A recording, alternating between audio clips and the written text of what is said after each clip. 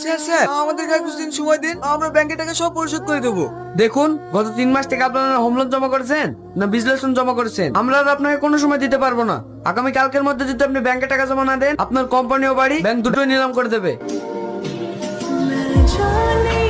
বুবু, কি ব্যাপার তোরা এখানে? আমাদের কোম্পানি দেউলিয়া হয়ে গেছে। তো আমরা কি করব?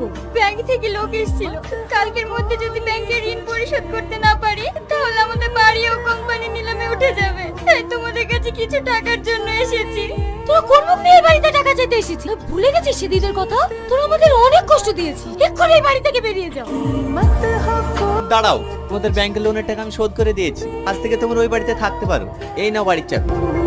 তবে একটা কথা মাথায় রেখো, কোনো মানুষকে দেখে অহংকার করো, কারণ আজকে যাকে তোমরা জিরো ভাবছো উপরওয়ালা একদিন তাকে হিরো বানাতে পারো। ভাই তুমি আমাদেরকে ক্ষমা করে দাও। তোমরা তো আমার ছোট ভাইয়ের মতো।